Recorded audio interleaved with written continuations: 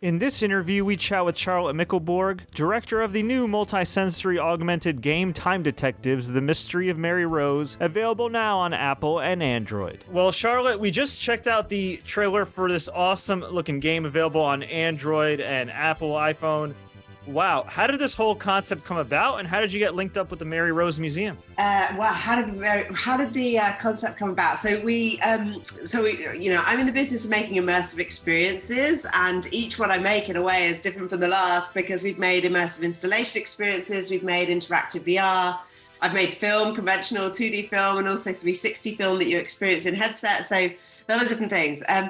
And the last piece we'd made pre-COVID was a very interactive VR piece called Fly.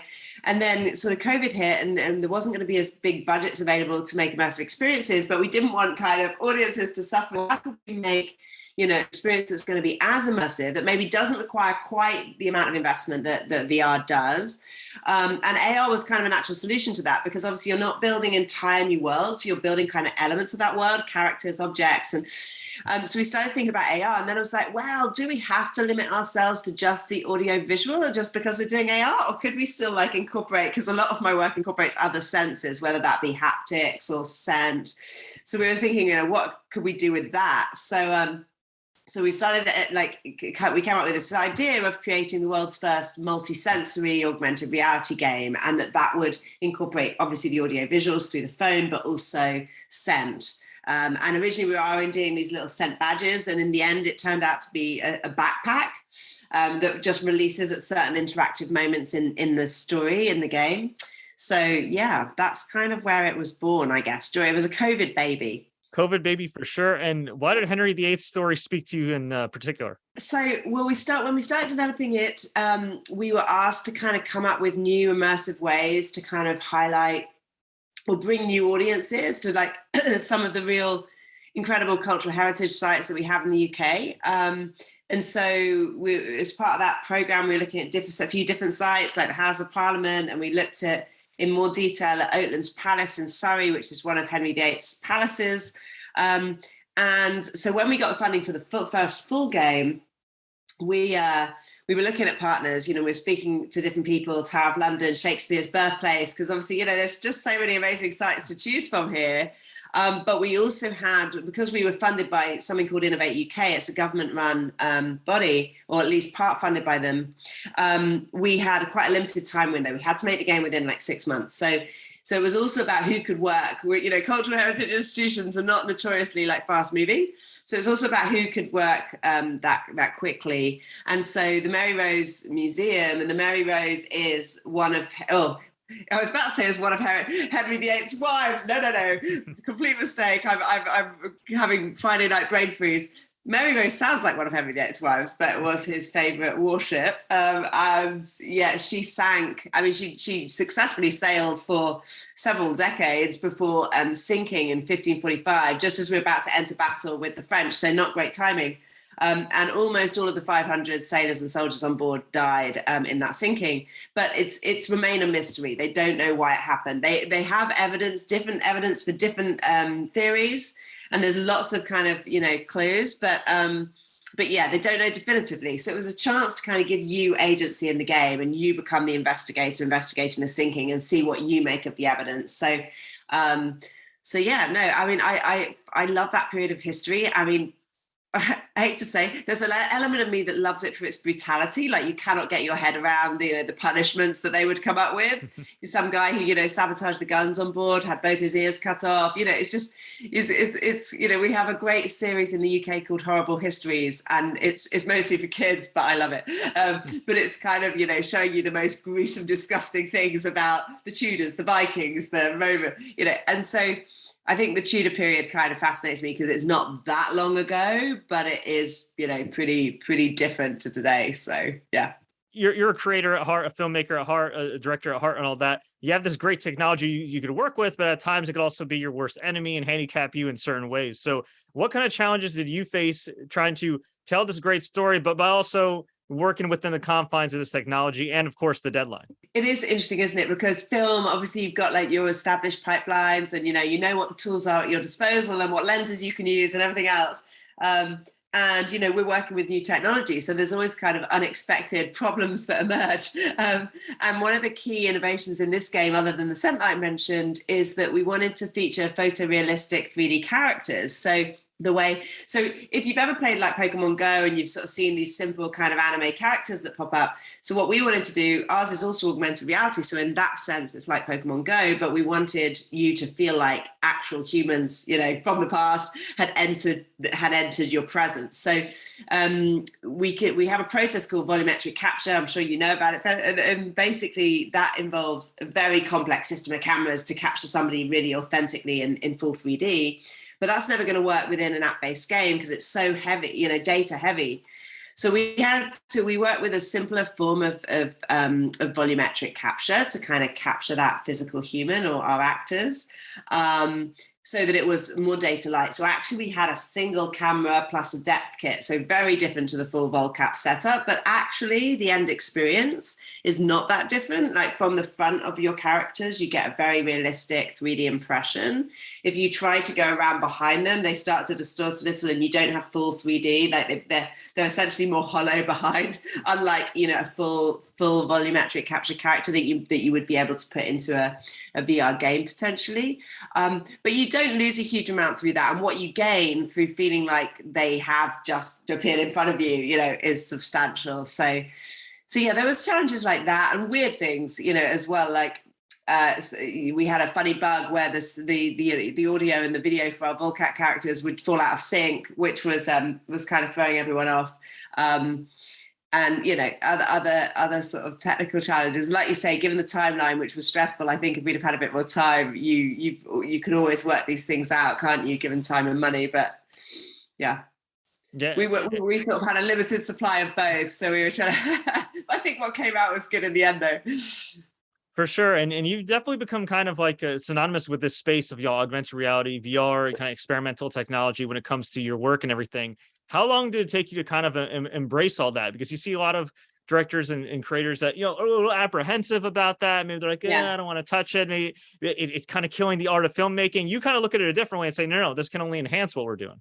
Yeah. Well, I mean, I think it's also sort of where I was coming from. So I kind of came out of journalism actually in 2010. I'm going back in time, and I was in filmmaking for a few years. I started in documentary, and I progressed on to also doing fictional work. But I hadn't been in it for sort of decades. I was clearly not Scorsese, trying to then make my move into XR storytelling.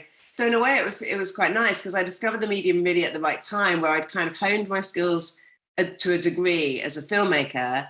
But I wasn't so established that I didn't want to give up my hold within that industry, which is obviously a very competitive industry. And I was actually meeting with the producer of Lucy Walker, who's an Oscar-nominated filmmaker herself. And I sort of asked the producer, what's Lucy working on? And he said, she's working on this 360 film. And I was like, explain that to me. It was a time when I didn't know what that meant, and he sort of showed me this. And while the technology clearly still had a long way to go, I was like, yes, this makes so much sense, because why would we experience our visual medium like this when we can experience it like we experience the world? So it just made a lot of sense to me. Like, surely, of course, it's going to be more entertaining if we can fully immerse you in something, whether that be a thriller or whatever it might be. And then if we can involve your other senses in that, in a way, it's almost too powerful. Like, I don't think I want to experience a horror film like that, if I'm honest. But, there are certainly a lot of things that I would like to experience like that. So I kind of came at it from that point of view and was able to carve myself out, a niche in this industry while it was still evolving. And that's been really exciting. When it comes to Time Detectives, were you a gamer prior to working on this, or did you kind of slowly immerse yourself in the space as you were working on this project? I would say more the latter. Like, definitely I have played games, but I wouldn't consider myself a gamer, because when I think about all the incredibly dedicated gamers out there who've played everything, if I have a conversation with one, they will lose me within a few minutes. Like, we might have played a couple of the same games and then they're off and I'm like, oh no, I haven't done it. So no, I wouldn't have described myself as a gamer, but I am, what I am is very excited about any new method through which, for me, the medium is not as important as how much we can engage audiences in story. And for me, it's like life and work is one big, very fun experiment in, can this next project make people feel even more deeply kind of involved in this story I want to tell them? And so that's, for me, the excitement, I think, of this whole area. Including the gaming area, but still with that augmented reality. I think just pure gaming without augmented reality, without virtual reality, is perhaps of less interest because I don't feel it's pushing the envelope as much. But yeah, that's where I am. Long term, would you like this story to either have some sort of port or kind of companion piece on, like, say, like PlayStation VR or some of these other bigger platforms when it comes to virtual reality and augmented reality? Phone's great. It's super convenient. And there's a lot of powerful phones that can run this. But yeah, I would assume the next step would be to kind of get it into more platforms and you'll be able to educate people or pass along whatever message. Yeah, so I mean, I haven't thought about that huge amounts yet, because we've really just kind of completed this first game in the time, what I think will be a Time Detective series, and obviously this is the first of those, The Mystery of the Mary Rose. I mean, if you're starting to get, the juices flowing in my brain now, because it's really taking you and fully immersing you in that world through VR and such, like, or PlayStation VR could be a great deal of fun. And I could see a lot that you could do with that. But I think we've been more thinking along the lines of how could we use this, incredibly immersive game style to sort of open up to new audiences, like these incredible like places that we have, right? That actually younger audiences often don't engage with as much as older audiences. And then the fear with that is, if they don't, that will they get looked after into the future? So I'm kind of quite passionate about sort of engaging, like really showing like young people how exciting these places are, and using kind of technology to do that. How exciting not just these places but these stories are, because you look at some old ruins, I mean, that's not interesting, but when I don't know, you see a murder was committed in that, okay, maybe that's a bit too gruesome, but you see some of the stories that have unfolded like within those walls, that's that becomes different. So yeah. Now, you, of course, have had success in traditional filmmaking. You've had success in advertising. You're more than likely going to have a lot of success with Time Detectives as well. What's the best piece of advice you give for success? Honestly, there's a lot of hard work involved. I mean, I know that someone wants me to say, I'll tell you what, there's a magic formula. I wish there was. It's a lot of hard work and a bit of luck, I think, always along the way, for sure. And probably putting yourself out there to a degree. Like I know other successful people who certainly sort of network their way to success. I can't say I'm particularly one of them. I have got better at doing that, but it's just really about being in somebody's mind who might be making a decision on commissioning something or whatever. And obviously, if you're not kind of out there and kind of speaking to people, then you're not necessarily there in their mind. So I think, yeah, hard work, a bit of unavoidable networking, and probably a bit of luck. But I think that's it. You kind of make your own luck, because you do kind of try and put yourself in the right place at the right time, or have the right conversation. And I also think helping people. I mean, I know that sounds really kind of cliche or whatever, but I actually think that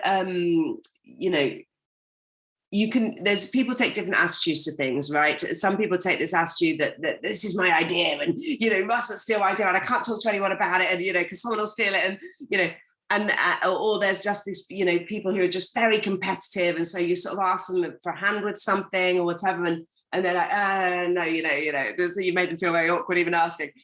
Whereas I actually think, having a sort of more open view, ultimately, ideas are ideas. And if you're an ideas person, they come and go. You're going to have more of them. You don't need to be too worried about one getting stolen, if that does happen, if you're unlucky and that does happen. But I think, yeah, if you can kind of do a bit of giving, you get back as well. So I think it's kind of a mixture of all of those factors, probably. Why should people play Time Detectives?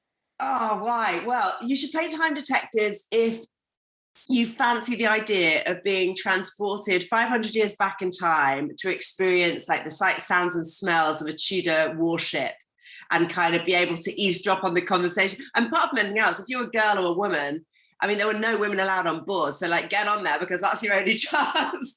But no, I mean, I think it's fun. It's different to a lot of games in that it's not a game that you'll go back to and play over and over and over, because it is a story-based game. So you kind of, you play it once. Actually, you could probably play it a second time and it'd still be interesting because you can kind of follow the perspective of two main characters. But yeah, it's fun. It's something you will not have seen before. That much I can almost guarantee, because like photorealistic augmented reality characters in games is it's now, it's not before. So yeah, I hope you enjoy it. Awesome. Well, we've definitely enjoyed it so far. Hope everybody else does as well. Looking forward to seeing more of your work, Charlotte. Thank you so much for the time. Before we let you go, where can we find you online? So like personally on Twitter, I'm C Mikkelborg. The spelling of my name is a tricky one, but hopefully you'll find me. And then I'm the same on Instagram, and my company, slightly oddly, we're Picture This Productions, but actually we're PIC This Ltd Limited, which is how you call a UK company here in the UK, at Pick This Limited for the company. So in terms of, new things we've got coming out, that's probably a good place to follow us on Insta. And I think we're also Picture This Productions on Facebook. I say I think. There might be a couple, but I think we actually did manage to get our proper title, Picture This Productions, on Facebook, if I remember right. We've got a cool kind of circular dragon logo, so hopefully you'll find us.